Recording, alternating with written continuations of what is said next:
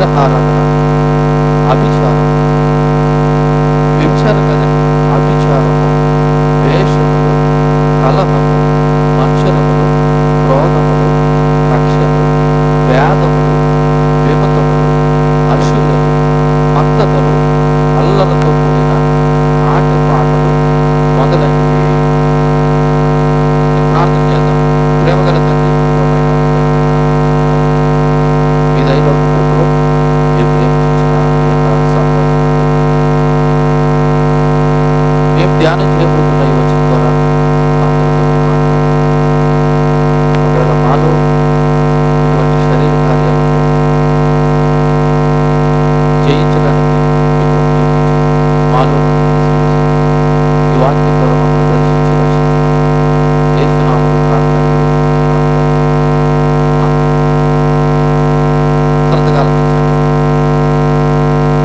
మనము శరీర కార్యాల గురించి ధ్యానం చేస్తాం. ఏ కార్యాలు? శరీర కార్యాలు అనేకంటే శరీరంతో చేసేటువంటి పనులు, శరీరంతో చేసేటువంటి పనులు. గత వారం కాక అంత ముందు వారం మీకు గుర్తు చేశాను. ఇవి ఇంచుమించు ఎన్ని ఉన్నాయని చెప్పాను? 15 ఉన్నాయని చెప్పాను. ఎన్ని ఉన్నాయి? 15. ఈ 15 కూడా 4 విభాగాలుగా మనం భాగించడం జరిగింది. అందులో ఒకటి లైంగిక పరమైన జారత్వం, అపవిత్రత, కాముకత్వం. ఇవి 3 కూడా లైంగిక పరమైనవి అన్న విషయాన్ని ఇంతకు ముందు వారం మనం ధ్యానం చేస్తాం. ఇప్పుడు రెండోది ఏంటంటే మతపరమైనవి. ఏంటంటే మతపరమైనవి అంటే ఇది మతానికి సంబంధించినటువంటివి. అవి ఏమిటంటే 1 విగ్రహారాధన, 2 అభిచారం. ఈ రెండాటి గురించి మనము ఈ యొక్క రోజు ధ్యానం చేస్తున్నాం. దయతో ఆలకించండి. ఇక్కడున్న మీరు అందరూ కూడా విగ్రహారాధన చేస్తున్నారో లేదో ఈరోజు వాక్యం ద్వారా మనం తెలుసుకోవాలి. ఏం చేస్తున్నారు? విగ్రహారాధన. మీరు అనొచ్చు, మేము ఎందుకు విగ్రహారాధన చేస్తున్నామంటే అని. అయితే మీరు అనుకున్న విగ్రహారాధన ఏంటి, బైబిల్ చెప్తున్న విగ్రహారాధన ఏంటన్నది ఒకసారి మనము ఆలోచన చేద్దాం. పిల్లలు మీ కంట్రోల్లో పెట్టుకుంటే చూడండి. ఈ మతపరమైనటువంటి ఈ శరీర కార్యాలు లేదా ఈ శరీరంతో చేసేటువంటి ఈ మతపరమైన వాటిలో మొదటిది విగ్రహారాధన అనబడుతున్న దాని గురించి మనం ధ్యానం చేద్దాం. గ్రీకు భాషలో దీన్ని ఐడలేటేరియా అన్నారన్నమాట. అంటే పూజించుట లేదా విగ్రహాలకి సాగిలు పట్ట లేదా వస్తువులను, వ్యక్తులను దేవునితో సమానంగా ఎంచడం లేదా వారిపై నమ్మకం విగ్రహారాధన. విగ్రహారాధన అంటే గుళ్ళు ఒకటే కాదు. దయతో ఆలోచించండి గమన పిల్లలు కూడా. విగ్రహారాధన అంటే గుళ్ళు ఒకటే కాదు, వ్యక్తులను, వస్తువులను కూడా దేవునితో కంటే లేదా దేవుని కంటే ఎక్కువగా మీరు పూజించిన, కొలిచిన, విలువించిన జరది ఏమవుతుంది? విగ్రహాలు. ఇప్పుడు ప్రార్థన అంటే నాకు తెలిసింది ఈ మధ్యలో కొంతమంది సీరియల్లో ముగించుకున్నప్పుడు ప్రార్థనకు వచ్చే వాళ్ళు కూడా ఉన్నారట. అంటే ఇప్పుడు ఏది ప్రాముఖ్యమైనది మీ దృష్టిలో? దేవుడు ప్రాముఖ్యమా, సీరియల్ ముఖ్యమా? ఇప్పుడు సీరియల్ ముఖ్యమంటే సీరియల్ దృష్టిలో ఏమైంది? ఇప్పుడు విగ్రహారాధన. విగ్రహారాధన అంటే గుడికెళ్ళి కొబ్బరికాయ కొట్టడం అనుకుంటున్నారేమో. అర్థమైంది? ఇప్పుడు విగ్రహారాధన అంటే కొంతమందికి వ్యక్తులు చాలా ఇష్టం. యవనస్తులు, మగపిల్లలకైతే సినిమా హీరోస్ ఇష్టం, లేదా క్రికెట్ ఆడేటువంటి క్రికెటర్లు అంటే ఇష్టం. ఒకవేళ ఆడపిల్లలకైతే కొన్ని వస్తువులు ఇష్టం, లేదా కొంతమంది హీరోయిన్స్ కూడా ఇష్టం. ఇప్పుడు వీళ్ళు ఎవరన్నమాట నీ దృష్టిలో? అంటే దేవుని దృష్టిలో విగ్రహారాధన. నీ దృష్టిలో నువ్వు ఒకవేళ ఫ్యాన్స్ అనొచ్చు. మీకు మరలా చెప్తున్నాను, దేవుడు తప్ప మనకు ఎవరు ఫ్యాన్ లేరు. దేవుడే మన హీరో. అది కూడా యేసుక్రీస్తు మాత్రమే. నమ్మిన వారు దేవుని స్తోత్రం చెప్పండి. కాబట్టి ఒకసారి ఆలోచన చేయండి.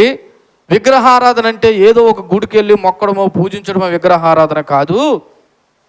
దేవునితో సమానంగా లేదా దేవుని కంటే ఎక్కువగా వ్యక్తులను, వస్తువులను పూజించిన, సాగిలు పడిన, విలువిచ్చినా జరే అది విగ్రహారాధనే. ఇక్కడ ఇంకోటి కూడా ఉంది. వస్తువు అనేసరికి అందులో డబ్బులు కూడా వస్తాయి, బంగారాలు కూడా వస్తాయి, భూములు కూడా వస్తాయి, చాలా వస్తాయి వస్తువులు అంటే. ఇంక వ్యక్తులు అంటే సినిమా హీరోలు అవ్వచ్చు, లేకపోతే సీరియల్ హీరోయిన్లు అవ్వచ్చు, లేకపోతే క్రికెటర్ సంబంధించిన వాళ్ళు అవ్వచ్చు, లేదా రాజకీయ నాయకులు కూడా నువ్వు దేవుని కంటే ఎక్కువగా దేవునితో సమానంగా పూజిస్తుంటే లేదా కొలుస్తుంటే వాళ్ళు ఎవరన్నమాట? నువ్వేం చేస్తున్నావు అనమాట? విగ్రహారాధన చేస్తున్నట్టే.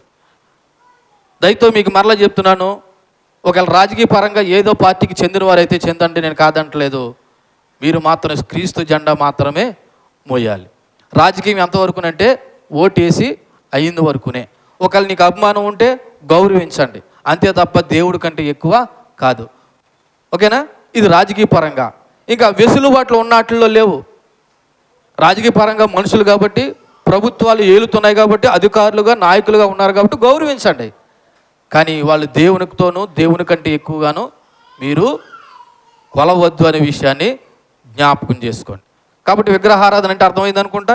ఏంటి? మరలా చెప్తున్నాను, ఏదో గుడికెళ్ళి అన్య దేవతలను పూజించడమో లేదా విగ్రహాలకు సాగిలు పడడమే విగ్రహారాధన కాదు. వ్యక్తులను, వస్తువులను, నాయకులను దేవునితో లేదా దేవుని కంటే ఎక్కువగా మీరు పూజించడమే, కొలవడమే ఏటన్నమాట? విగ్రహారాధన. బైబిల్ విగ్రహారాధనకు వ్యతిరేకం అండి. బైబిల్ దేనికి వ్యతిరేకం? ప్రధానంగా విగ్రహారాధన. చాలా వాటికి వ్యతిరేకం, అందులో ప్రధానంగా విగ్రహారాధనకు వ్యతిరేకం. ఒకసారి నిర్గమకాండము 20వ అధ్యాయము 3-5 వచనాలు చూడండి. నిర్గమకాండము 20వ అధ్యాయము 3-5 వచనాలు. నేను తప్ప వేరొక దేవుడు నీకు ఉండకూడదు. పైన ఆకాశం అందే కానీ, క్రింద భూమి అందే కానీ, భూమి కింద నేల ఎందే కానీ ఉండు దేని రూపమైనను నువ్వు విగ్రహమునుగా చేసుకొనకూడదు. యాలయనగా నీ దేవుడైన యెహోవానగు నేను రోషం గల దేవుడను. దేవునికి మహిమ కలుగును గాక.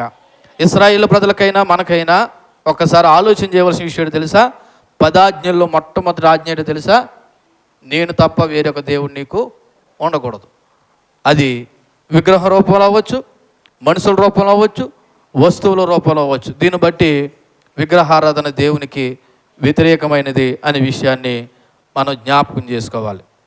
బహుశా మీకు అర్థమవుతుంది అనుకుంటున్నాను. ఇక్కడ ఉన్న మీరెవరూ కూడా నాకు తెలిసినంత వరకు అన్య విగ్రహాలకి, అన్య దేవతలకి, అన్య గుళ్ళకి వెళ్ళి పూజలైతే చేయట్లేదు. ఆ విషయంలో మీరు ధన్యులనే చెప్పగలను. కానీ వీటికి మించి వస్తువులకు, వ్యక్తులకు, లేకపోతే నాయకులకు దేవుని కంటే దేవునితో సమానంగా విలువిచ్చే వాళ్ళు ఉన్నారో దయతో మీరు విగ్రహారాధన చేస్తున్నారని దీన్ని బట్టి నేను చెప్పగలను. మీకు అర్థమవుతుంది అనుకుంటున్నాను. మీరు దేనికి విలువిస్తున్నారో, దేని దేవుని కంటే ఎక్కువగా కొలుస్తున్నారో, పూజిస్తున్నారో. ఇంకా మీకు అర్థం కావాలంటే మరలా చెప్తున్నాను, దేవుడు సన్నిధానంలో కూర్చొని ఆరాధించవలసిన సమయంలో నువ్వు ఇంటి దగ్గరుండి దేనికైతే విలువిస్తున్నావో అది నీ దృష్టిలో ఏంటన్నమాట? విగ్రహారాధన. ఒకవేళ కొన్నిసార్లు నీ పిల్లలు కూడా విగ్రహారాధులు కావచ్చు. అంటే విగ్రహారాధనలు అంటే ప్రార్థనకి ఎందుకు రాలేదంటే నువ్వేం చెప్తావు తెలుసా? కొన్నిసార్లు ఎవరు ఆటంకంగా ఉన్నారంట? నీ పిల్లలు ఆటంకంగా ఉన్నారంటావు. అంటే పిల్లల కారణాన్ని బట్టి కూడా కొంతమంది ఎక్కడికి రారు? ప్రార్థనకు రారు. మరి అలాగే పిల్లలు ఎందుకు నువ్వు కనడం? అనవసరంగా దేవుడు పిల్లలు ఇచ్చి ఉంటాడు. తల్లి వస్తే తండ్రి రాడు, తండ్రి వస్తే తల్లి రారు, లేకపోతే వీళ్ళిద్దరు వస్తే పిల్లలు రారు, పిల్లలు వస్తే మనలు రారు అన్నట్టుగా ఈ రోజున విధానం ఉంది. గమనించండి, దేవునికి దూరం చేసేది ప్రతిదీ కూడా విగ్రహారాధనే. ఒక మాటలో చెప్పాలంటే దేవుని స్థానంలో ఏ ఇతర వస్తువులను ఉంచినా, వ్యక్తులను ఉంచినా అది విగ్రహారాధనే. దేవుని స్థానంలో ఏ వ్యక్తిని పెట్టినా, ఏ వస్తువుని పెట్టినా అది ఏమవుతుంది? విగ్రహారాధనే. ఆలకిస్తున్నారా? నా వైపే చూడండి, మీరు దిక్కులు చూడకండి.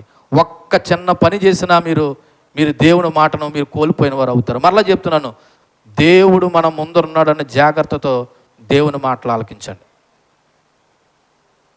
సీరియస్నెస్ కనబడాల.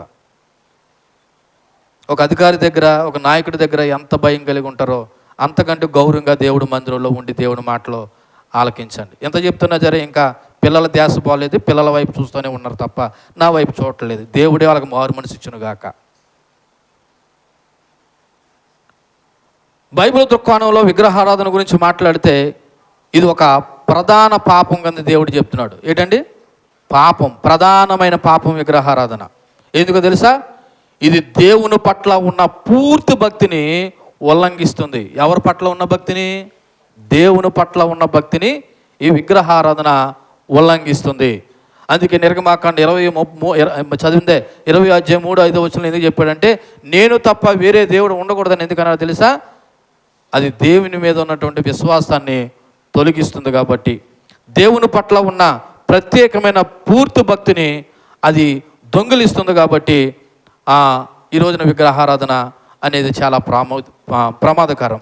ఒకసారి దీనికి దేవుడు ఏం చెప్తున్నాడు మరి విగ్రహారాధన చేయకుండా అంటే, రోమీలకు రాసిన పత్రిక 1వ అధ్యాయము 22-23 చదువుదాం.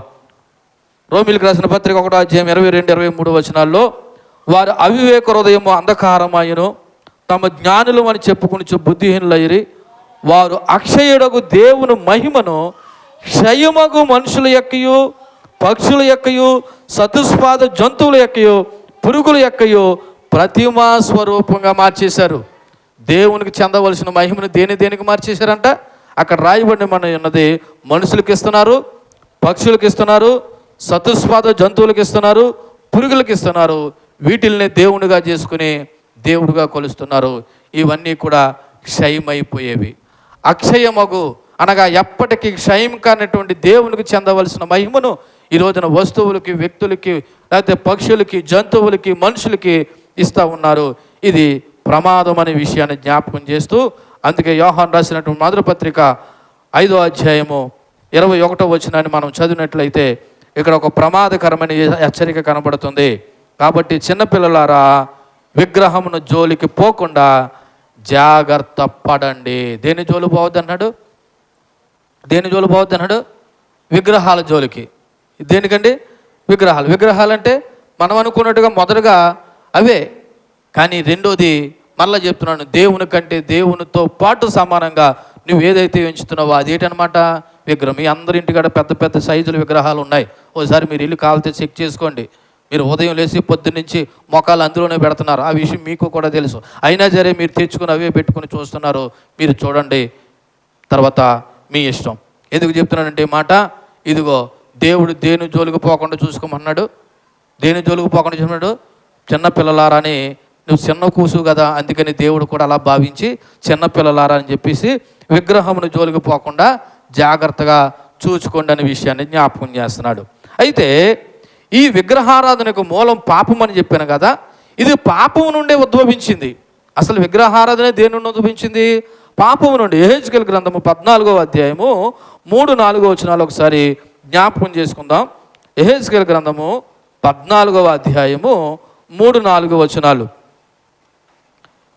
నరపుత్రుడా, ఈ మనుషులు తమ హృదయములో విగ్రహములను నిలుపుకొని దోషం పుట్టించి అభ్యంతరమును తమ ఎదుటినే పెట్టుకుని ఉన్నారు. వీరు నా యొద్ద ఏమైనా విచారణ చేయదగునా? కావున నువ్వు వారికి సంగతి తెలియజేసి ఎలాగ చెప్పుము. ప్రభు అని యెహోవా సెలవిచ్చిందేమనగా, తమ విస్తారమైన విగ్రహములను బట్టి తమ మనస్సును విగ్రహములు నిలుపుకొని తమకు దోషం కలుగజేసుకుని తమ ఎదుట అభ్యంతరం పెట్టుకుని ప్రవక్త ఎత్తుకు వచ్చి ఇశ్రాయేలులందరూ తమ విగ్రహముల మూలంగా నాకు అన్యులయ్యిరి. అన్యులంటే నాకు చెందనవారు, నాకు సంబంధించిన వారు కాదు. ఏ కారణం చేత దేవునికి సంబంధించిన వాళ్ళం కాదు. ఇదిగో నువ్వు ఏదైతే విగ్రహంగా నీ ఇంట్లో ఉందో లేదా నీ జీవితంలో ఉందో దాన్ని బట్టి నువ్వు దేవునికి ఏమైపోయావు తెలుసా? అన్యుడు అయిపోయావంట. ఇటు ఎంత ప్రభువు నమ్ముకుని ఇంకా అన్యుడిగా బ్రతకడానికే. గమనించండి, ఇశ్రాయేలు ప్రజలైతే వాళ్ళు భౌతికమైన విగ్రహాలే కాకుండా హృదయమందు కూడా ఏం పెట్టుకున్నారు తెలుసా? విగ్రహాలు పెట్టుకున్నారు. కొంతమంది ఎంత లేదనుకున్నా ఇంకా హృదయంలో కొంతమంది ఫ్యాన్స్ ఉంటారు, కొన్ని ఇష్టపడతా ఉంటారు. దేవుడి కంటే ఎక్కువ. మరలా చెప్తున్నాను, నీ జీవితంలో దేవుడి కంటే ఎవరు ప్రాముఖ్యమైంది కాదు. ఆఖరికి నీ తల్లి అయినా, నీ తండ్రి అయినా, నీ భర్త అయినా, నీ పిల్లలైనా ఫస్ట్ దేవుడు. మరలా గుర్తు చేసుకోండి, నీ జీవితంలో నీ హృదయంలో ఏది ప్రముఖ స్థానం వహిస్తుందో దేవుడు కాకుండా అది విగ్రహమే. ఆ కారణాన్ని బట్టి నువ్వు దేవుడికి ఏమైపోయావంట? అన్యుడు అయిపోయావు అనే విషయాన్ని జ్ఞాపకం చేస్తూ, ఈ పాపం మూలంగా నిజ దేవుని పట్ల విశ్వాసం తగ్గిపోతుంది. ఏంటి? విగ్రహారాధన మూలంగా ఏం తగ్గిపోతుంది? విశ్వాసం తగ్గిపోతుంది. ఉదాహరణకి ఇది ప్రార్థనా సమయం. దేవుడి సన్నిధానంలోకి వచ్చి స్తుతించి ఆరాధించి గణపరిచి ఆరాధన చేయవలసిన సమయం. ఇప్పుడు నువ్వు ఎక్కడో ఉన్నావు, ఏదో చేస్తున్నావు. ఇప్పుడు దేవుడి పట్ల ఏం తగ్గిపోయింది నీకు? విశ్వాసం తగ్గిపోయింది. విశ్వాసం ఉన్నదాని అయితే ఎక్కడికి వస్తావు? మందిరానికి వస్తావు. అంటే ఈ విగ్రహారాధన దేని నుండి దూరం చేస్తుంది? దేవుని నుండి దూరం చేస్తుంది. సో దేవుని పట్ల విశ్వాసం తగ్గిపోయి పూర్తిగా విస్మరించి ఆ స్థానాన్ని భర్తీ చేసుకోవడానికి విగ్రహారాధన లోనవుతుంది.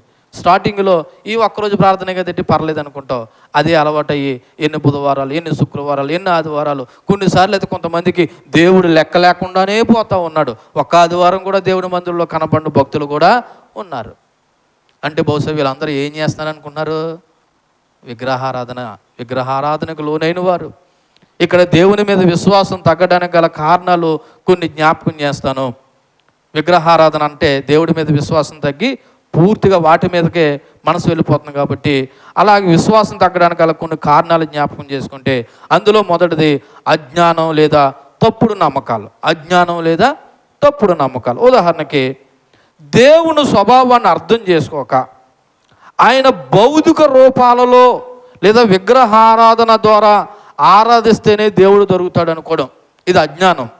అందులో మొదటిది అజ్ఞానము, తప్పుడు నమ్మకాలు. అంటే దేవుడు ఏదో ఒక విగ్రహం రూపంలోనే ఉంటాడు కాబట్టి ఆ విగ్రహం దగ్గరికి వెళ్ళి మనం పూజ చేస్తే దేవుడు దొరుకుతాడు అనుకుని కొంతమంది అజ్ఞానాన్ని బట్టి, మూఢనమ్మకాలను బట్టి ఇప్పుడు దేవుని మీద ఉన్న విశ్వాసం దేని మీద పోయిందంటే విగ్రహం మీదకి పోయింది. క్రైస్తవులు కూడా చాలామంది సిలువును మొక్కే వాళ్ళు ఉన్నారు. చర్చి కనపడగానే ముద్దులు పెట్టుకునే వాళ్ళు ఉన్నారు. ఇదంతా కూడా విగ్రహారాధనే. అదేంటండి? సిలువే కదండి. సిలువు చూడగానే నీకేం జ్ఞాపకం రావాలంటే సిలువు మీద చనిపోయిన యేసుప్రభు జ్ఞాపకం రావాలా. అందుకు సిలువ. చర్చి చూడగానే నీకు ఏం జ్ఞాపకం రావాలంటే ఇది అందరం మనం కలిసి స్తుతించి ఆరాధించే ఒక స్థలం అనేది జ్ఞాపకం రావాలి. అంతే తప్ప చర్చి దేవుడు కాదు. ఇది చర్చి బిల్డింగ్ అంటారు. దీని ఏమంటారు? Church building. ఇది దేవుడు మందిరం అని అనగా దేవుడు మందిరం నీ హృదయం. ఇది చర్చి బిల్డింగ్. ఇది చూస్తే నీకు ఏం జ్ఞాపకం రావాలా? సహవాసం జ్ఞాపకం రావాలా. ఒకవేళ సిలువులను చూస్తే ఏం జ్ఞాపకం రావాలా? ఆ సిలువు మీద చనిపోయిన దేవుడు జ్ఞాపకం రావాలా. అంతే తప్ప సిలువు కనపగానే చర్చిలు కనపడిన ముద్దులు కాదు. నీ ముద్దులు ఎవరికి కావాలా? ఇలా ముద్దులు పెట్టుకో, దేవుడు గుద్దులు ఎత్తాడు తర్వాత. ఇలాగ అజ్ఞానంతోనూ మూఢనమ్మకాలతోనూ మనుషులు ఏమనుకున్నారంటే దేవుడు విగ్రహ రూపంలో దొరుకుతాడని విగ్రహాలను పూజించడం మొదలెట్టారు. యెషయా గ్రంథము 44వ అధ్యాయము 9వ వచనం ఒకసారి చూడండి. యెషయా గ్రంథము 44వ అధ్యాయము 9వ వచనం. విగ్రహమును నిర్మించు వారందరూ ఏంటండి? మాయ వంటి వారు, వారికి ఇష్టమైన విగ్రహాలు నిష్ప్రయోజనాలు, తామే అందుకు సాక్షులు. వారు గ్రహించువారు కారు, ఎరుగువారు కారు గనక వారు ఏమవుతారంటే సిగ్గుపడతారు. ఎందుకును పనికిరాని విగ్రహంలో పోతపోసి దాన్ని ఒక దేవునిగా నిరూపించేవాడు ఎవడు? ఇదిగో దాన్ని పూజించేవారు అందరూ కూడా సిగ్గుపడతారు. కీర్తనలో ఇంకో చోట ఏ రాయబడిందంటే వాటిని చేయువారు వాటి వంటి వారే అని ఉంటుంది. అంటే ఇప్పుడు దేవుడు ఎందులో లేడు? విగ్రహంలో లేడు, ఏ వస్తువులో లేడు, ఆఖరికి మనుషుల్లో కూడా దేవుడు లేడు. మనిషివే నువ్వు. దేవుని వెతికే క్రమంలో నువ్వు దేవుడి కొరకు పరితపించాలి తప్ప దేవుడు విగ్రహం రూపంలో లేడనే విషయం మనం జ్ఞాపకం చేసుకోవాలి. అందుకే చాలామంది క్రైస్తవులు కూడా అక్కడెక్కడికో వెళ్తున్నారు. ఆ పట్టణం అని, ఈ పట్టణం అని, ఆ గుడని, ఈ గుడని, అక్కడికి ఇక్కడ కూడా వెళ్ళే వాళ్ళు ఉన్నారు క్రైస్తవులు. ఇక్కడ లేడా దేవుడు? ఇద్దరు ముగ్గురు కూడిన చోట ఎవరున్నారంట? మరి అక్కడికి ఎందుకు పోవాలి నువ్వు? మీకు విషయం చెప్పనా? ఆ గౌరీపట్నం వెళ్ళే వాళ్ళు వీళ్ళందరూ కూడా అది కూడా విగ్రహారాధనే. నువ్వు చూడడానికి వెళ్ళేవంటే అది వేరే విషయం, ఎలా కట్టారు, ఏ చేశారని. అంతేగాని నీ మొక్కుబడి అక్కడే మొక్కున్నావా? నీ గురించి చేసేది సంగమం, సేవకుడు, కానీ నీ మొక్కు ఎక్కడ? విగ్రహం దగ్గర. అంటే నువ్వేం చేస్తున్నావు? ఈ మాట చెప్పి చాలా సందర్భాలు అవుతుంది, అయినా సరే ఇంకా వెళ్ళే వాళ్ళు ఉన్నారు. అంటే వీళ్ళు ఎవరు? విగ్రహారాధకులు. రెండోది, ఈ విగ్రహాన్ని పూజించగల రెండో కారణం ఏంటంటే స్వార్థ కోరికలు. ఏ కోరికలు? స్వార్థ కోరికలు. అంటే ఏంటి తెలుసా? దేవునికి ఇష్టానికి విరుద్ధంగా నడవడం కోసం లేదా సంపాదించడం కోసం దేవుని విడిచిపెడతారు. వీళ్ళు నిజ దేవుని విడిచిపెట్టి వీళ్ళు స్వార్థంగా బ్రతకడానికి లేదా వీళ్ళ ఇష్టాలను నెరవేర్చుకోవడానికి, లేదా సంపాదించడానికి దేవుని విడిచిపెడతారు. అంటే ఎలా చెప్పనా యేసుప్రభువు నమ్ముకుంటే నీతిగా బ్రతకాలి, న్యాయంగా బ్రతకాలి, లంచం పుచ్చుకోకూడదు, అది చేయకూడదు, ఇది చేయకూడదు. అదే దేవుని విడిచిపెట్టేసామనుకో మనల్ని ఎవడో లెక్కడగడో అని చెప్పేసి ఏం చేస్తారు, వాళ్ళ స్వార్థ కోరికల కొరకు దేవుని విడిచిపెట్టేస్తారు. వీడు కూడా విగ్రహారాధకుడే. వీడు కూడా ఎవడు విగ్రహారాధకుడే. మూడోది భౌతికమైన భద్రత కోసం అంటే ఈ శరీరం కోసం మనుషులు దేవుని స్థానంలో తమ భద్రత కోసం, శ్రేయస్సు కోసం ఇతర వస్తువులను ఆశ్రయిస్తారు. అంటే ఏంటి తెలుసా? డబ్బులను ఆశ్రయిస్తారు, అధికారాన్ని ఆశ్రయిస్తారు, వ్యక్తులను ఆరాధిస్తారు. ఇది భౌతికమైన భద్రత కోసం. దేవుడి దగ్గరికి వెళ్తే కార్యం చేస్తాడో లేదో తెలియదు. అదే పలానా నాయకుడి దగ్గరికి వెళ్ళామనుకో, పలానా వ్యక్తి దగ్గరికి వెళ్ళామనుకో, పలానా చోటకి వెళ్ళామనుకో, లేదా పలానా డబ్బులు ఉన్నాయనుకో, మనకేం దొరుకుతుంది? భద్రత దొరుకుతుంది. గుర్తుపెట్టుకో, నువ్వు దేవుని విడిచిపెట్టి నీ దగ్గర ఎన్ని వస్తువులు ఉన్నా ఆస్తి అక్కరకు రాదని దేవుని వాక్యం చెప్తుంది. కాబట్టి భౌతికమైన భద్రత కోసం కూడా విగ్రహారాధనకు వైపు వెళ్ళేవారు కూడా ఉన్నారు. నాలుగోది పురాతన ఆచారాలు. ఏ ఆచారాలు? పురాతన ఆచారాలు. అంటే మన సాంస్కృత ప్రభావము, సామాజిక ఒత్తిడి, ఇది పూర్తిగా ఆయా ప్రదేశాలను బట్టి, ఆయా ప్రాంతాలను బట్టి కొన్ని ఆచారాల వల్ల కూడా ఏం చేస్తారో తెలుసా? విగ్రహారాధన చేస్తారు. మీకు అర్థమయ్యేలాగా కొన్ని ఒక చిన్న ఉదాహరణ చెప్తాను. ఇలా చూడండి, నా వైపు ఒక మనిషి చనిపోయాడు. ఆ మనిషిని స్నానం చేయించి సమాధి పెట్టిలో పెట్టి మనం ఎక్కడ తీసుకెళ్ళాలా? శ్మశానం తీసుకెళ్ళాలి. ఆ స్నానం చేయించేటప్పుడు అతనికి ఒక్కడికే చేయించరు, ఇంకెవరో చేయించారు. అది కూడా విగ్రహారాధనే, అది మూఢనమ్మకమే. ఆ ఇంటి పేర్లు అందరూ ఆడు రేపు మాపు చచ్చిపోయాడైనా సరే ఆడి మీద బిందు నీళ్ళు వేసేయాల. ఆడ ఆస్మా పేషెంట్ అయినా సరే ఆడిని ఏం చేయాలి? నెత్తి మీద తడిపేయాలండి.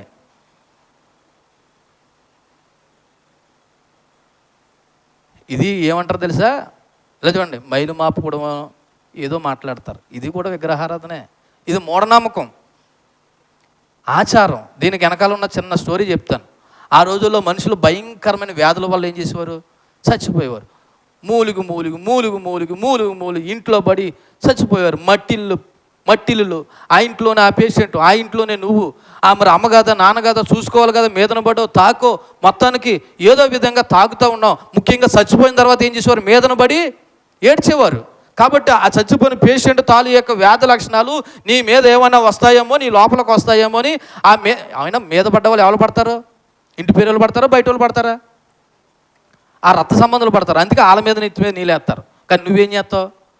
ఆ ఇంటి పేరు అందరూ ఆడి విదేశాల్లో ఉన్న దగ్గర తీసుకొచ్చి నెత్తి మీద నీళ్ళేస్తావు. నువ్వు ఏంటంటే నీ దృష్టిలో అది ఎలా ఉంది? ఒక కీడి కింద భావిస్తున్నావు. అదో మూఢనమ్మకం. ఏమీ లేదు. ఆ వ్యక్తిని శుభ్రంగా స్నానం చేయించి పంపిస్తే చాలు. ఇంట్లో వాళ్ళందరూ నెత్తి మీద నీళ్ళు వేసుకోవాలని రూల్ ఏమీ లేదు. కానీ ఇది చేస్తున్నావా లేదా? చెప్పండి, మీరు నోటితో మీరు చెప్పరే? చేస్తా లేదా? చేస్తున్నారు. ఇది ఒక రకమైన మూఢనమ్మకం. అంటే మూఢనమ్మాలకు కొన్ని ఉదాహరణలు చెప్తున్నాను. ఇవి పురాతనమైన కొన్ని ఆచారాలు. ఇవన్నీ కూడా ఎందులోకి వస్తాయంటే విగ్రహారాధనలోకి వస్తాయి. కొరింథీయులకు రాసిన మొదటి పత్రిక 10వ అధ్యాయము 14వ వచనం ఒకసారి చదువుని చూడండి. కొరింథీయులకు రాసిన మొదటి పత్రిక 10వ అధ్యాయము 14వ వచనం. కాబట్టి నా ప్రియులారా, విగ్రహారాధన దూరంగా పారిపోండి. బుద్ధిమంతులతో మాట్లాడినట్లు మీతో మాట్లాడుచున్నాను. నేను చెప్పు సంగతులు ఏమనగా మీరే ఆలోచించుకోండి. కాబట్టి మనం ఏం చేసినా అది వాక్యానుసారమో వాక్యానుసారం కాదో తెలుసుకోవాలి. దేవునికి మహిమ కలుగును గాక. హల్లెలూయా. అప్పుడెప్పుడో ఆ రోజుల్లో టెంట్లు లేవు కాబట్టి పందిరేశారు. ఈ రోజుల్లో ఏమున్నాయి? టెంట్లు ఉన్నాయి. ఇప్పుడు ఏమేమి అవసరం లేదు. అయినా సరే నువ్వేమేంతో ఓ రాటయ్యంతో పాస్టర్ గారిని పిలిపింతో, దానికి నూనె ఎంతో, ఆ గోతులో నూనె వేయాలా, వేయకపోతే మనీ ఫీల్ అవుతావు. అంటే ఇవన్నీ ఏటమ్మా? క్రైస్తవులై ఉండి చేస్తున్నటువంటి విగ్రహారాధకులు అని చెప్తున్నాను. ఇవన్నీ మూఢనమ్మకాలు, విగ్రహారాధకులు. అందుకే విగ్రహారాధన దూరంగా పారిపోండి. బుద్ధిమంతులతో మాట్లాడినట్టు మీతో మాట్లాడుతున్నాను. నేను చెప్పు సంగతిని మీరు ఆలోచించుకోండి. అది కాదో అవునో అన్నది. ఓకేనా? ఇవి దేవుని మీద విశ్వాసం తగ్గిపోవడానికి గల కారణాలలో ఒకటి అజ్ఞానం, తప్పుడు నమ్మకాలు, స్వార్థం కొరకు దేవుని పక్కన పెట్టడం, భౌతికమైన భద్రత కోసం దేవుని పక్కన పెట్టడం, పురాతన ఆచారాలు. మూడోది ప్రజెంట్ ఆధునిక విగ్రహారాధన రూపాలు కొన్ని చెప్తాను. ఆధునిక విగ్రహారాధన రూపాలు. అందులో మొదటిది డబ్బు, భౌతికమైన సంపద. దీని కొరకు ఆధ్యాత్మిక జీవితాన్ని కూడా పక్కన పడేసిన వాళ్ళు ఉన్నారు. ఏ జీవితాన్ని? ఆధ్యాత్మికమైన జీవితం. నిజంగా యేసు ప్రభువు నమ్మిన వాడు, విశ్వసించిన వాడైతే ఎక్కడ ఉంటాడు? దేవుని ఆరాధించే సమయం కాబట్టి ఇక్కడ ఉంటాడు. కానీ వీళ్ళు ఏం చేస్తారు తెలుసా? డబ్బు గురించి, భౌతికమైన సంపాదన గురించి దేవుని కూడా ఏం చేస్తారు? పక్కన పెడతారు. పోలే ఈ సెక్షన్లో రాలేదని చెప్పేసి రెండో సెక్షన్కైనా ఏమైనా ప్రార్థనకి వెళ్తారా? వెళ్ళరు. వీళ్ళకి ఏది ముఖ్యమంటే డబ్బు డబ్బు డబ్బు డబ్బు డబ్బు. కాబట్టి వీళ్ళ సంబంధం దేవునితో కంటే డబ్బుతోనే ముడిపడి ఉంది. ఇది ప్రజెంట్ విగ్రహారాధన. రెండోది సోషల్ మీడియా. అంటే ఏంటి తెలుసా? ఈ రోజున వాట్సాప్, ఇన్స్టాగ్రాము, ఏ చాలా పేర్లు ఉన్నాయి. చెప్పండి మీకు తెలిసినవి. WhatsApp, Instagram, Facebook. చెప్పండి మీకు ఏం తెలియంటే అలాగ ఉన్నారు. నాకు వాట్సాప్ తప్ప ఈ పెద్దగా నాకు ఏం వాడని ఇష్టం ఉండదు. చాలా ఉన్నాయి. ఈ రీల్స్ చేసేవి ఇవన్నీ ఉన్నాయి కదా. ఇవన్నీ కూడా ఇదో రకమైన విగ్రహారాధన. మీకు పొద్దున్న లేచిన కానీ సెల్ ఎట్టుకుని ఎందులో ఉంటారంటే ఇంకా ఆ ఫేస్బుక్లోనూ, ఆ యూట్యూబ్లోనూ, లేకపోతే ఆ ఇన్స్టాగ్రామ్లని, లేకపోతే ఆ వాట్సాప్ అని ఏమేమో మీకు విషయం చెప్పిన దేవునికి దూరం చేసే ప్రతిదీ విగ్రహారాధన అయితే అందులో ఈ రోజున సోషల్ మీడియా కూడా ఇవన్నీ కూడా ఏంటనమాట? విగ్రహారాధనే. మూడోది వ్యక్తుల ఆరాధన. అంటే సెలబ్రిటీల ఆరాధన. అంటే కొంతమంది క్రికెట్లను పూజిస్తారు. ఆడు పుట్టినరోజు ఇక్కడ వీళ్ళు చేస్తారు. ఎవరు పుట్టినరోజు? ఆడెవడో పుట్టినరోజు వీళ్ళు ఇక్కడ చేస్తారు. ఆడేమో చూశాడా చేశాడా అంటే ఏమీ లేదు. ఆడు పుట్టినరోజు ఇటు కట్టాడు కొడితే కరెంట్ షాక్ కొట్టి చచ్చిపోతాడు. ఆడు రాడు, ఆడు బాబు రాడు. ఈడు మాత్రం ప్రాణం పోతుంది. అవసరమైతే ఏం పెడుతున్నారు ఈ మధ్యలో? డూమ్ డామ్ పెట్టి అక్కడి నుంచి వీడి యాసాలన్నీ ఇక్కడే. ఆడికి ఎవడో తెలియదు. వీడికి ఆడేమొచ్చి 10 రూపాయలు ఇవ్వడు. అలాగని ఇంట్లో తల్లిదండ్రులు ఎందుకు అలాంటి చేస్తున్నావు, డబ్బులు వేస్ట్ అని అంటారా? అనరు. ఏలో దురద కొట్టి కదా ఎలాగను వెనకాల నుండి ప్రోత్సహించేవాళ్ళు కదా తల్లిదండ్రులు కూడాను. ఇదో రకమైన విగ్రహారాధన. అది వ్యక్తులు అవ్వచ్చు, నాయకులు అవ్వచ్చు, లేకపోతే సెలబ్రిటీలు అవ్వచ్చు, వీళ్ళందరూ కూడా సినిమా తారలు అవ్వచ్చు, ఎవరైనా సరే ఇవన్నీ కూడా విగ్రహారాధన. ప్రజెంట్ విగ్రహారాధన చెప్తున్నాను. 1 డబ్బులు, 2 సోషల్ మీడియా, 3 సెలబ్రిటీలు, 4 వ్యక్తిగతమైన కోరికల కొరకు, స్వార్థం కొరకు విగ్రహారాధన. అంటే ఏంటి తెలుసా? దేవునికి ఇష్టానికి మించి స్వకీయ సొంత కోరికలు సంతృప్తి పరచుకోవడం కూడా విగ్రహారాధనే. ఎవరి ఇష్టానికి మించి? ఉదాహరణకి ఇలా చూడండి. రాత్రి కరెంట్ లేదు, వర్షం, ఇక్కడికి వస్తే దోమలు గుడేస్తాయి. ఎక్కడికి వస్తే? ఇక్కడికి వస్తే దోమలు గుడేస్తాయి, ఫ్యాన్లు తెరవు, అసౌకర్యంగా ఉంటుంది. అదే ఇంటికాడ ఉంటే ఏముంటుంది? నీకు సుఖం ఉంటుంది. అంటే ఇప్పుడు దేవుడి కంటే నువ్వేం కోరుకున్నావు? సుఖం కోరుకున్నావు. అది కూడా విగ్రహారాధనే. అది కూడా ఏంటి? విగ్రహారాధనే. అవునా కదా? ఒకసారి చదివించమంటారా? ఉంది. అంత్య దినంలో అపాయకరమైన కాలంలో అంత్య దినాల్లో ఇలా ఉంటాయని చెప్పి అక్కడ లిస్ట్ ఉంటుంది. లాస్ట్లో ఏంటంటే దేవుని కంటే సుఖ అనుభవం కలవారు. ఇవన్నీ చెప్తుంటే మేము కాదన్నట్టుగా మీరు ఉన్నారు. నాకు తెలిసి ఎవరెవరు ఎక్కడ ఏ లిస్టులో ఉంటున్నారో. ఇలాంటివన్నీ వచ్చినప్పుడు రావడం మానేసే భక్తులు ఎవరో కూడా తెలుసు. దేవుని కంటే సుఖం కొరకు, వ్యక్తిగత కోరికల కొరకు, వ్యక్తిగత స్వార్థం కొరకు దేవుని ఇష్టం కంటే వీళ్ళ ఇష్టమే ఎక్కువ ప్రాముఖ్యమైనది అనమాట. ఆ రోజున ఆడి ఎవడో ఇష్టమైన సినిమా హీరో ఫ్యాన్ అంట. ఆఖరికి అయితే ఆడు బ్లాక్లో 1000 రూపాయలు, 1200, 2000 పెట్టి డబ్బులు కట్టుకుని ఆడి సినిమా చూస్తారు. కానీ ఇంటికాడ కట్టుకున్న భార్యకి, పిల్లలకి మాత్రం ఏమీ చూడ్డం. ఆ రోజు ప్రార్థన అయినా జరే, ఆ రోజు ఆదివారం అయినా జరే, ఆ రోజు క్రిస్మస్ అయినా జరే, ఆ రోజు ఏంటి సంఘం తరపున క్రిస్మస్ జరుగుతున్నా జరే, వీళ్ళు ఎక్కడ పోయి చూస్తారంటే సినిమాలో పోతారు. మ్యాట్నీస్ వాళ్ళు, ఫస్ట్ వాళ్ళు, వీళ్ళందరూ ఏం చేస్తారు అనుకున్నారు? విగ్రహారాధన. ఒక క్రైస్తవ తల్లిగా, ఒక క్రైస్తవ తండ్రిగా నువ్వైనా బుద్ధి చెప్పకపోతే ఎలాగా? ఆలోచన చేయండి. 5వది సాంకేతికత మరియు వినోదం. సాంకేతికత మరియు వినోదం అంటే ఏంటంటే స్మార్ట్ ఫోన్స్, వీడియో గేములు. ఏ గేములు? కొంతమంది సెల్ పట్టుకుంటే వీడియో గేములు, తర్వాత దేవునితో గడపకుండా ఆధ్యాత్మిక జీవితాన్ని విస్మరించడం, ఇవన్నీ కూడా విగ్రహారాధనే. ఇవన్నీ కూడా ఏంటి? విగ్రహారాధనే. ఇప్పుడు చెప్పండి, విగ్రహారాధన చేస్తున్నారో లేదో చెప్పండి ఒకసారి. అదే మేము ఎందుకు విగ్రహారాధన చేస్తున్నామండి, ఏదో ఏ గుడికి వెళ్తలేదు, ఏ కొబ్బరికాయ కొడతలేదు అని అనుకున్నారు ఇంతవరకును. కానీ ఇవన్నీ కూడా ఏంటి? విగ్రహారాధనే. సరే, ఈ విగ్రహారాధన యొక్క ఆధ్యాత్మిక పరిణామాలు చెప్పి రెండో మాటలోకి వెళ్తాను. ఆధ్యాత్మిక పరిణామాలు అంటే ఈ విగ్రహారాధన వల్ల జరిగే నష్టాలు ఏంటన్నా చెప్తాను చూడండి. అందులో మొట్టమొదటిది ఇలా చూడండి, నీ ఆధ్యాత్మిక జీవితంపై చూపించే మొట్టమొదటిది దేవునితో సంబంధం బలహీనమైపోతుంది. ఎవరితో సంబంధం? ఫస్ట్ నువ్వు విగ్రహారాధనకు ఒక దానికి బానిసయ్యావు అంటే నువ్వు ఎవరికి దూరం అయ్యావు అని అర్థం? దేవునికి దూరం అయ్యావు. కాబట్టి యెషయా గ్రంథం 44వ అధ్యాయము 20వ వచనాన్ని ఒకసారి మనం చదువుదాం. యెషయా గ్రంథము 44వ అధ్యాయము 20వ వచనం ఏమనుంది?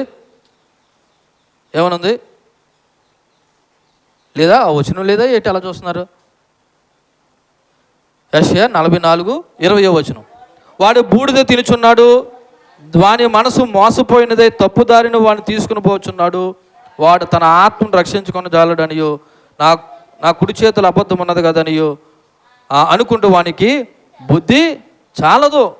ఎందుకంటే వీడు దేవునికి దూరంగా వెళ్తూ ఉన్నాడు. కాబట్టి రెండోది నైతిక పతనం. అంటే వాడు నైతికంగా కూడా ఏమైపోతాడంటే పతనం అయిపోతాడు. అంటే అర్థం ఏంటో తెలుసా?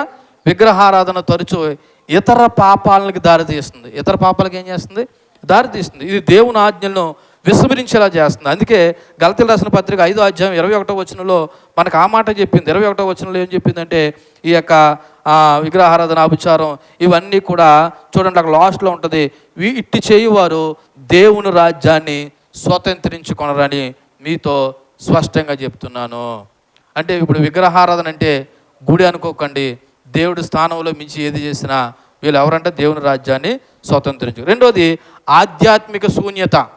మూడోది ఆధ్యాత్మిక శూన్యత. ఇలా చూడండి, నా వైపు ఎంత భక్తి చేసినా అసలు ఏం చేస్తున్నావో మనకేమీ అర్థం అవుతుంది. ఏదో లోటు, ఏదో శూన్యత.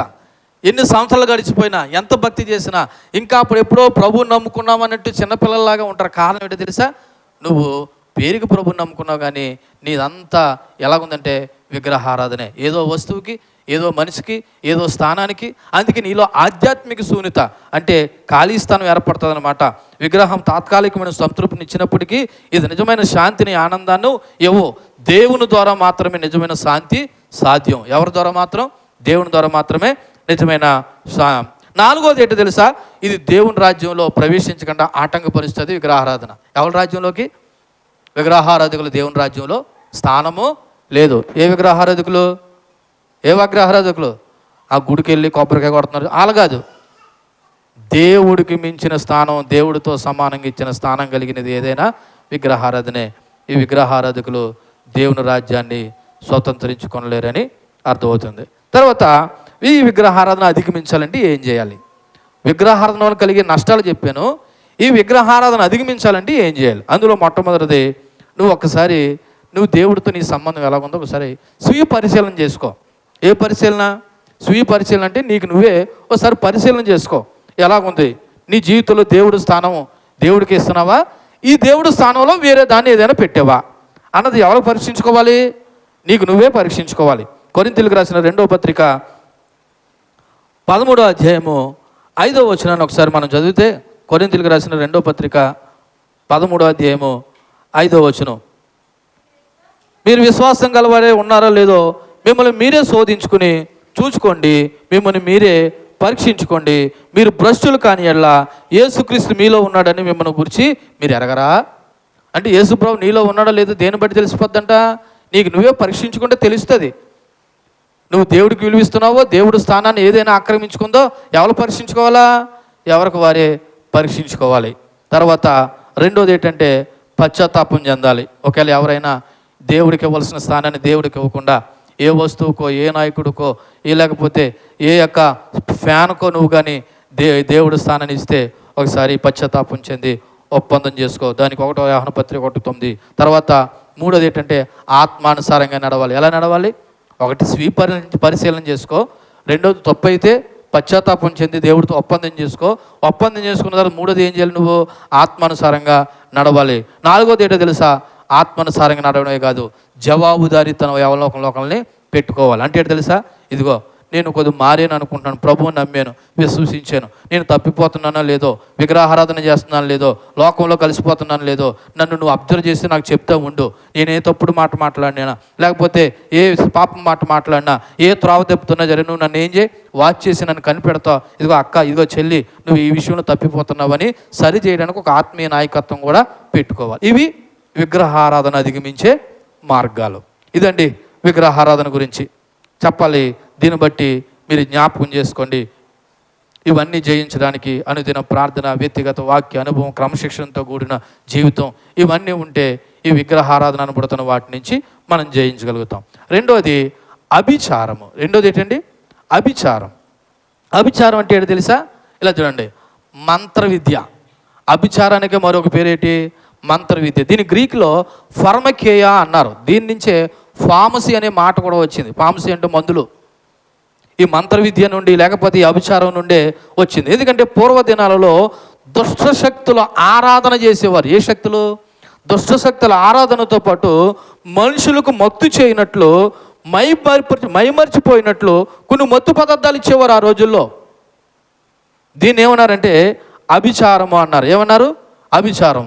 రేపటి దినాన్న అనగా మహాశ్రమల కాలంలో కూడా ఇటువంటివి ఉంటాయి అనే విషయం ప్రకటన గ్రంథం 9:21, 18:23 వచనంలో ఉన్నది.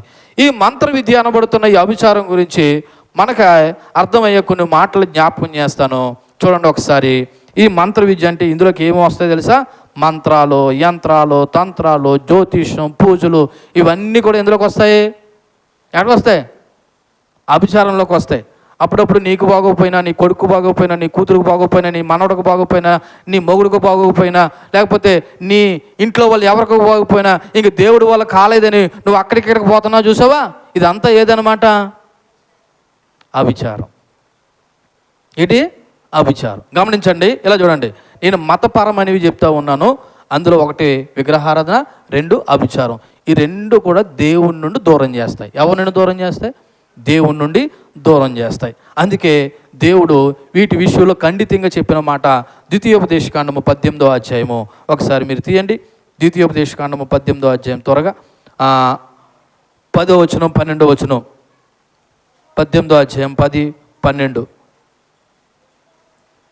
తన కుమారుడైనను తన కుమార్తె అయినను అగ్నిగుండము దాటించే వాటినైనను సగునము చెప్పు సోదిగానైనను మేఘ సకముల గురించి సర్పసకముల గురించి చెప్పువానైనను చిలంగవానినైనను మాంత్రికునైనను ఇంద్రజాలికునైనను కర్ణపిచాచ గలవానైనను దయ్యముల యొద్ద విచారణ చేయువానైనను మీ మధ్య ఉండనియొద్దు అన్నాడు. ఉండనియొద్దు అన్నాడు అంటే చేయమని అర్థం. ఉండనియొద్దు అన్నాడు అంటే అర్థం ఏంటి? చెయ్యొద్దు అని కూడాను. కానీ చాలామంది క్రైస్తవులు అనబడుతున్నారు కూడా ఎక్కడికి వెళ్తారు చెప్పండి అమ్మా. ఒకవేళ మీరు వెళ్ళకపోతే దేవుని స్తోత్రం. ఆలకిస్తున్నారా? ఆలకిస్తున్నారు. చాలా చక్కగా ఆలకిస్తున్నారు. అభిచారం, ఈ మంత్రాలు, తంత్రాలు, జ్యోతిష్యం, మూఢనమ్మకాలు, అక్కడ చాలా పెద్ద లిస్ట్ ఉంది. అక్కడ ఏమన్నా తెలుసా? మీ కుమారుడైనా మీ కుమార్తెనైనా ఎక్కడికి వెళ్ళనియొద్దు అన్నాడు. అగ్నిగుండం దాటించే వాటి విషయంలో కానీ, సగునం చెప్పే విషయంలో కానీ, సోది విషయంలో కానీ, మేఘ సగునం గురించి కానీ, సర్పసగునం గురించి కానీ, చిల్లంగితనం గురించి కానీ, మాంత్రికుని గురించి కానీ, ఇంద్రజాలకుని గురించి కానీ, కర్ణపిచాచన అడుగు వాటి గారి గురించి కానీ, దయ్యముల వద్ద విచారణ చేయ వాటి గురించి కానీ మీ మధ్య ఉండనియొద్దు అన్నాడు. కానీ మనుషులు ఎక్కడికి వెళ్తున్నారంటే అక్కడికే పోతూ ఉన్నారు. కాబట్టి ఒకసారి ఆలోచన చేయండి. ఈ అభిచారాన్ని బదులుగా దేవుని శక్తిని ఆశ్రయించమని బైబిల్ చెప్తుంది. ఎవరిని ఆశ్రయించాలంటండి? యోహాను సువార్త 14వ అధ్యాయము 12వ వచనం. యోహాను సువార్త 14వ అధ్యాయం 12వ వచనం. యోహాను సువార్త 14వ అధ్యాయం 12వ వచనం. ఏమని రాయబడి ఉన్నది? నేను తండ్రి యొద్దకు వెళుచున్నాను కనుక నేను చేయు క్రియలు నా యందు విశ్వాసించు వాడిని చేయను, వాటికంటే మరి గొప్ప అతడు చేయుచున్నానని మీతో నిశ్చయముగా చెప్పుచున్నాను. కాబట్టి మీరు నా నామమును దేన్ని అడుగుదురో దాన్ని తండ్రి కుమారుని యందు మహిమపరచుడికే దాన్ని చేతును. నా నామమును మీరు ఏమి నన్ను అడిగినను నేను ఏం చేస్తానో చేస్తాను అంటున్నాడు. దేవుడు ఏమంటున్నాడు? మీరు అడగండి చేస్తానంటున్నాడు. మనం ఏం చేస్తాం? దేవుని దగ్గర అడగడం చేత కాదు. ఎందుకని? దేవుని దగ్గర అడగాలంటే కొన్ని నియమ నిబంధనలు ఉంటాయి. అందుకే మీరు ఏం చేస్తారు? తెలివిగాను పాస్టర్ గారండి మా గురించి ప్రార్థన చేయండి. ఎందుకని? పాస్టర్ గారు అయితే కొద్ది గొప్ప భయం భక్తి కలిగి ఉంటాడు, ఆయన ప్రార్థన ఆలకింతాడు, కాబట్టి మా ఇంట్లో అన్నీ జరిగేస్తాయి. ఏం జరగవు. నువ్వు ముందు భయము భక్తి కలిగి ఉండు. అందుకే నువ్వు భయము భక్తి కలిగి ఉంటే చేత కాదు కదా. అందుకని ప్రార్థన ఎవరిని చేయమంటావు? ఎవరిని చేయమంటావు? పాస్టర్ గారిని చేయమంటావు. నువ్వు మాత్రం ప్రార్థన చేయవు. నాలోటోటి సీరియస్గా ఒకవేళ ప్రార్థన చేస్తే ఆ సమయాన్ని నువ్వు టీవీ దగ్గర కూర్చుంటావు, లేదంటే వాళ్ళ దగ్గర వీళ్ళ దగ్గర కూర్చొని ఊసులాడతావు. మరి దేవుడు ఎలాగ ఆలకింతాడు? ఆయనేమో మీరు నా నామం పెట్టి ఏది అడిగినా మీకు చేస్తానంటాడు. కానీ నువ్వేం చేస్తావు? అడగడము చేత కాదు, దేవుని కొరకు బ్రతకడం చేత కాదు. కాబట్టి ఏం చేస్తావంటే ఈజీగా తగ్గిపోయే మార్గాలు ఎన్నుకుంటావు. అయ్యే ఇందాక చెప్పాను కదా, అక్కడిక్కడికి పరిగెట్టడం. ఇలాగైతే పాస్టర్ గారు చూస్తారేమని ఇంకో రోడ్డు ఉంది కదా, ఆ రోడ్డు అంటే వెళ్ళిపోతారు. మళ్ళీ ఎవరైనా ఇక్కడికే ఊళ్ళోకి చిన్న పని ఉండి వెళ్తున్నావు, నీ పనుల సంగతి మాకు తెలియదు అనుకున్నావా? నీ పనుల సంగతి మాకు తెలియదు అనుకున్నావా? నువ్వు ఎవరిని తీసుకుని వెళ్తున్నావు మాకు తెలియదు అనుకున్నావా? మరి దీనికి కొద్ది పెద్ద రకమైన మనుషులు ఉన్నారండో, వాళ్ళనే తీసుకొని వెళ్తారు. ఇలా ప్రతీది దేవుడు చూస్తున్నాడు. ఎవరు చూస్తున్నారు? ఎన్నో సందర్భంలో చెప్పాను, మీరు విగ్రహ సంబంధమైన వాటికి జోలికి పోకండి. కొన్ని ఆటల జోలికి కూడా పోవద్దని చెప్పాను. అయినా ఊళ్ళోకి వెళ్ళి ఇంకా చేసేవాళ్ళు ఉన్నారు. నాకు కనబడదు అనుకుంటున్నారా? నా కళ్ళు దాయాలనుకుంటున్నారా? నాకు కనబడుతుంది, నాకు వినబడుతుంది, దేవుడికి కూడా కనబడుతుంది. ఎందుకు ఏమి ఇస్తారు? మహా అయితే నీకు 50 రూపాయలు ఇస్తారు, ఒక జాకెట్ మొక్క ఇస్తారేమో, లేకపోతే వాళ్ళు వండుకునే తెచ్చి పెడతారేమో. ఎందుకు? దేవుడిని నమ్ముకుని కూడా నువ్వు ఎందుకు ఇంకా అలా బ్రతుకుతున్నావు? పలా ఇంట్లో మనిషి అయినా, వాళ్ళ అమ్మైనా, వాళ్ళ అక్కైనా, లేకపోతే వాళ్ళ కూతురైనా, వాళ్ళ అల్లుడైనా, లేకపోతే వాళ్ళ ఇంట్లో మనిషి అయినా అమ్మ అలాంటి వాటికి వెళ్ళొద్దని చెప్తున్నారా? చెప్పట్లేదు.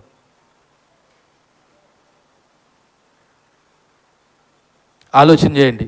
ఇవన్నీ కూడా దేవుని నుండి దూరం చేసేవి. కాబట్టి మనలాంటి దేశంలో ఈ అభిచారము, లేకపోతే ఈ మంత్రాలు, ఈ తంత్రాలు, జ్యోతిష్యము, పూజలు ఇవన్నీ ఉన్నాయి. కానీ దేవుని పిల్లగా వీటి నుండి దూరంగా ఉండమని దేవుని వాక్యం చెప్తుంది. నేను ముగించుతున్నాను. చూడండి, ఈ విగ్రహారాధన, అభిచారం, ఈ రెండు దేవుని మీద ఆధారపడకుండా విశ్వాసానికి వ్యతిరేకంగా పనిచేస్తాయి. వీటిని ఆశ్రయించిన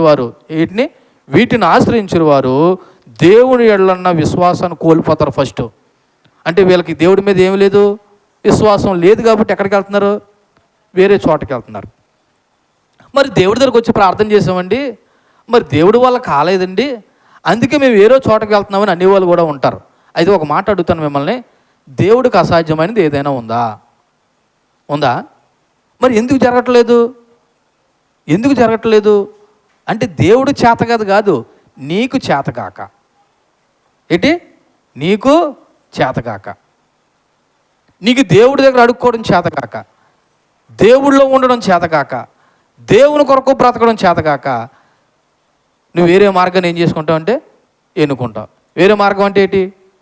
నీకు ఈజీగా నువ్వు ఎలాగ బ్రతికేసినా, నువ్వు పాపంలో బ్రతికేసినా, వ్యభిచారంలో బ్రతికేసినా, జారత్వంలో బ్రతికేసినా, ఎలా బ్రతికేసినా ఆడు అడగడు కదా. ఎవడు? నువ్వు ఎక్కడికైతే వెళ్తున్నావో ఆ మనిషి అడగదు కదా, అతను అడగడు కదా. అమ్మ నీ కుటుంబ జీవితం ఎలాగుంది, నీ భక్తి జీవితం ఎలాగుంది, నువ్వు పాపం చేయకుండా ఉంటున్నావా, పరిశుద్ధంగా ఉంటున్నావా అని అడగడాడు. ఆడికి ఏం కావాలో, డబ్బులు కావాలా, నీకమ్మ తంత్రం కావాలా? అదే దేవుడి దగ్గరికి వస్తే ఎన్ని అడుగుతాడు? నీ కుటుంబ జీవితం ఎలాగుంది, నీ వ్యక్తిగత జీవితం ఏముంది, నీ పవిత్రంగా ఎలా బ్రతుకుతున్నావా, పరిశుద్ధంగా బ్రతుకుతున్నావా, ఇవన్నీ దేవుడు అడుగుతాడు. అందుకే ఇది చేతకాక దేవుడి దగ్గర రాక ఎక్కడికి వెళ్తారు? వేరే చోటకి వెళ్తారు. దీనివల్ల నువ్వు దేవుని మీద ఉన్న విశ్వాసాన్ని పూర్తిగా కోల్పోయిన వాడు అవుతావు. అందుకే ఒకసారి చూడండి, యాకోబు రాసిన పత్రిక దేవుడు మనకి ఇవ్వకపోవడానికి గల కారణం, యాకోబు రాసిన పత్రిక 4వ అధ్యాయము 3వ వచనం చదవండి. యాకోబు రాసిన పత్రిక 4వ అధ్యాయం, వాక్యాన్ని ముగించుకుందాం. యాకోబు రాసిన పత్రిక, మీరు ఏం అడిగినను ఎందుకొరకు అడుగుతున్నారంటండి? అమ్మ ఒకవేళ దేవుడి దగ్గరికి వచ్చినా ఏం అడుగుతున్నారంట? మీ భోగముల నిమిత్తమే వినియోగించుడికే దురుద్దేశంతో అడుగుతున్నారు కాబట్టి మీకు ఏమీ దొరకదు. ఒకవేళ దేవుడి దగ్గరికి వచ్చి అడిగినా ఎందుకు అడుగుతున్నారు? భోగం, సుఖం. అంటే మరి మా జ్వరం వచ్చిందండి, ఇబ్బంది వచ్చిందండి, అడగొద్దా? అడుగు, తప్పులేదు. కానీ దానికంటే ముందు నువ్వు ఎలాగ ఉండాలా? దేవుడికి ఇష్టమైన రీతిలో ఉండాలి కదా. దేవునికి ఇష్టమైన రీతిలో మనం ఉండం. అందుకే ఈ ఏమి అడగనోడి దగ్గరికి వెళ్ళి ఈజీగా పనులు చేసుకుని వస్తాం. కానీ ఒక మాట చెప్తున్నాను, యంత్రాల వల్ల, తంత్రాల వల్ల తాత్కాలికమైన ప్రయోజనం జరుగుతుంది, కానీ నిత్య నాశనం నుండి తప్పించే శాశ్వతమైన పరిష్కారం మాత్రం దొరకదు. ఇక్కడ ఒక మాట చెప్తున్నాను చూడండి, యంత్రాలు, తంత్రాలు పూజించేవారితో పాటు అట్లా చేసేవారు, వెళ్ళేవారు అందరూ కూడా దేవునికి దూరంగా ఉన్నారు. వీళ్ళందరూ కూడా దేవుని రాజ్యంలో స్వతంత్రించుకునే లేరు. కాబట్టి తాత్కాలికమైన ప్రయోజనాలు కాదు కావాల్సింది, శాశ్వతమైన ప్రయోజనాల సంఘం కావాలి. దురదృష్టవశాత్తు ఈరోజున సంఘంలో కొంతమంది కూడా అలాగే చేసేవాళ్ళు ఉన్నారు, అలా బ్రతికే వాళ్ళు ఉన్నారు. నేను చివరిగా కొన్ని మాటలు చెప్పి ఒక ఉదాహరణగా చెప్పి ముగిందాం అనుకుంటున్నాను. కానీ చూడండి, ఒకసారి ఆ మాట ప్రస్తావించి ఊరుకునే వదిలేస్తాను, వివరించను. సమూయేలు మొదటి గ్రంథము 28వ అధ్యాయము 3వ వచనాన్ని చదవండి. సౌలు అనబడుతున్న రాజు దేవుని విడిచిపెట్టి ఏం చేశాడంటే 28వ అధ్యాయం 3వ వచనం, సమూయేలు మృతి పొందగా ఇశ్రాయేలులు అతని గురించి విలాపం చేసి రామా అను అతని పట్టణంలో అతను పాతిపెట్టి ఉండరి. వారు సౌలు కర్ణపిశాచం గల వారిని చెల్లంగిన వారిని దేశంలో నుండి వెళ్ళగొట్టిండును. అయితే ఫిలిస్తీన్లు దండొచ్చి షూనేములో దిగగా సౌలు ఇశ్రాయేల్ అందరినీ సమకూర్చును. వారి గిల్బోవులో దిగిరి. సౌలు ఫిలిస్తీన్ల దండును చూసి మనస్సునందు భయం కంపనుంది. యెహోవా యొద్ద విచారణ చేయగా ఏమొచ్చిందంట? యెహోవా స్వప్నం ద్వారా కానీ, ఊరిము ద్వారా కానీ, ప్రవర్తన ద్వారా కానీ ఏమీ ఇవ్వలేదంట, సెలవు ఇవ్వలేదంట. ఇప్పుడు దేవుడు మాట్లాడలేదు, నేను ఎక్కడ పోయాడో తెలుసా? చూడండి 9వ వచనంలో 8వ వచనంలో, కాబట్టి సౌలు మారు వేషం ధరించి వేరే బట్టలు తొడుక్కుని, అంటే రాజబట్టలు తీసేసి 2 మనుషులు వెంట పెట్టుకుని పోయి రాత్రి వేళ ఆ స్త్రీ యొద్దకు వచ్చి కర్ణపిశాచం ద్వారా నాకు సొక్కును చెప్పమన్నాడంట. ఇలా చూడండి నా వైపు. ఇది చదువుతుంటే నేటి నామకార్థ క్రైస్తువుల సంగతి ఇలాగే గుర్తొస్తుంది. దేవుడి దగ్గర 1 రోజు 2 రోజులు 3 రోజులు ప్రార్థన చేస్తారు. ఇంక దేవుడి వల్ల కాలేదని చెప్పేసి ఏం చేస్తారు? ఆధారంట అర్ధరాత్రి ఆ మనిషిని తీసుకుని ఏదో సౌలులాగా 2 మనుషులు తీసుకొని ఎక్కడికి వెళ్ళారంట? కర్ణపిశాచం గల దగ్గరికి వెళ్ళారంట. వెళితే ఏమైందో తెలుసా? మీకు ఎవరికైనా ఇలా చేసే వాళ్ళందరికీ జరిగే ఫలితాన్ని గురించి చెప్తున్నాను చూడండి. చివరిగా ఇదంతా చదవకుండా లాస్ట్ మాట చదువుతున్నాను. 18వ వచనం, యెహోవా ఆజ్ఞకు నువ్వు లోబడక అమాగలే విషయంలోనూ ఆయన తీక్షణమైన కోపం నెరవేర్చకపోయిన దాన్ని బట్టి యెహోవా నీకు ఈ వేళ ఈ ప్రకారంగా చేయుచున్నాడు. యెహోవా నిన్నును ఇశ్రాయేల్ ఫిలిస్తీన్ల చేతికి అప్పగించును. యెహోవా ఇశ్రాయేలు దండును ఫిలిస్తీన్ల చేతికి అప్పగించును. రేపు నీవు నీ కుమారులు నాతో కూడా ఉందిరని సౌలుతో సమూయేలు చెప్పగా. ఇలా చూడండి నా వైపు. ఇలా శకునాలు, విగ్రహారాలు, జ్యోతిష్కాలు, చేయిలు చూపించుకోవడాలు, లేకపోతే మంచి చెడులు, ముహూర్తాలు, ఆని తీసుకొచ్చి ఈయన్ని తీసుకొచ్చి నీ ఇల్లు నీ వాకల్ని ఇవన్నీ కట్టుకోవాలని చూస్తే జరిగే నష్టం ఏంటో తెలుసా? ఇక్కడ సమూయేలు వచ్చి చెప్తున్నాడు, ఒరే బాబు, నువ్వు దేవుడి యొద్ద విచారణ చేసినా, నువ్వు దేవుడికి ఇష్టానుసారంగా దేవుడికి లోపడలేదు కాబట్టి దేవుడు నీకు సమాధానం ఇవ్వలేదు. ఇదిగో నువ్వు ఆశ్రయించిన దాన్ని బట్టి, నువ్వు చేసిన దాన్ని బట్టి రేపు ఈ టయానికి నువ్వు సత్తావని చెప్పాడు. అంటే ఇప్పుడు ప్రయోజనం జరిగిందా? మేలు జరిగిందా? కీడు జరిగిందా? ఎప్పటికైనా సరే ఇటువంటి వాటిని ఆశ్రయించే వారికి ఏం జరుగుతుందంటే కీడే జరుగుతుంది తప్ప మేలు జరగదు. ఒకవేళ జరిగినా అది తాత్కాలికం మాత్రమే. అందుకే చివరిగా దేవుడు పూర్తిగా తన మీద ఆధారపడమని చెప్తున్నాడు. ఎవరి మీద? నేను రెండోది శరీర కార్యాల్లో, రెండోది మతపరమైన చెప్పాను. 1 విగ్రహారాధన, 2 అభిచారం. ఈ 2 కూడా దేవునికి దూరం చేస్తాయి, దేవునికి విరోధంగా పనిచేస్తాయి. ఈ 2 కూడా దేవుని మీద ఉన్న విశ్వాసం నుండి తొలగేలాగా చేస్తాయి. అందుకే దేవుడు ఏం చెప్తున్నాడంటే నా మీద పూర్తిగా ఆధారపడు, అన్యమత ఆచారాల నుండి దూరంగా పారిపోమని చెప్పాడు. అందుకే చివరిగా ఈ గలతీయులకు రాసిన పత్రికే 4వ అధ్యాయము 8, 9, 10 వచనాల్లో ఏముంది? ఆ కాలమంది అయితే మీరు దేవుని ఎరిగిన వారే, నిజానికి దేవులు కాని వారికి దాసులై ఉంటారు, కానీ ఇప్పుడు మీరు దేవుని ఎరిగిన వారును మరి విశేషంగా దేవుని చేత ఎరగబడిన వారే ఉన్నారు కనుక బలహీనమైనయో నిష్ప్రయోజనమైనయో ఆ మూల పాఠముల తట్టు మరలా తిరగనేలా మునుపటి వల్లే మరలా వాటికి దాసులై ఉండగోరనేలా అని మాట్లాడి వాటి మీద ఆధారపడకండి, వాటి జోలికి పోవద్దనే విషయం చెప్పాడు. మరి ఎలాగా? అందుకే ఈ గలతీయులకు రాసిన పత్రిక 5వ అధ్యాయం 16వ వచనం ప్రకారం ఆత్మానుసారంగా నడవాలి. ఎలా నడవాలి అంటే విగ్రహారాధన, అభిచారం ప్రకారంగా నడవకుండా ఎలా నడవాలి? ఆత్మానుసారంగా నడవాలి. అప్పుడే నువ్వు శరీర కార్యాలు జయించిన వాడు అవుతాయి. ఇప్పటికి 5 పూర్తయ్యాయి. 1 ఫస్ట్ జారత్వము లేదా వ్యభిచారము, 2 అపవిత్రత, 3 కాముకత్వము, 4 విగ్రహారాధన, 5 అభిచారము. ఈ 5 ప్రస్తుతానికి ఇంకా 10 మిగిలి ఉన్నాయి. ఈ 15 ఎవరి జీవితాల్లో ఉంటాయో వారు దేవుని రాజ్యంలోకి ప్రవేశము లేదు. ఎంత మట్టుకు మీరు విన్నారు కాబట్టి ఇదిగో వ్యభిచార జారత్వాలైన, అపవిత్రత అయినా, కాముకత్వమైన, విగ్రహారాధన, అభిచారమైన ఒకవేళ వ్యక్తిగత జీవితంలో ఉన్నట్లయితే ప్రభు దగ్గర క్షమించమని అడిగి పశ్చాత్తాపం చెంది మారు మనసు పొందండి. లేకపోతే దేవుని రాజ్యంలో ప్రవేశము లేదు. దేవుడి మాటలు మనం ఇంట్లో దీవించి ఫలింపచేయునుగాక. ఆమేన్. కళ్ళు మూసుకొని ప్రార్థన చేద్దాం. చెప్పబడిన వాక్యాన్ని బట్టి ప్రభు దగ్గర ఒక్కసారి మనం ఆలోచన చేద్దాం.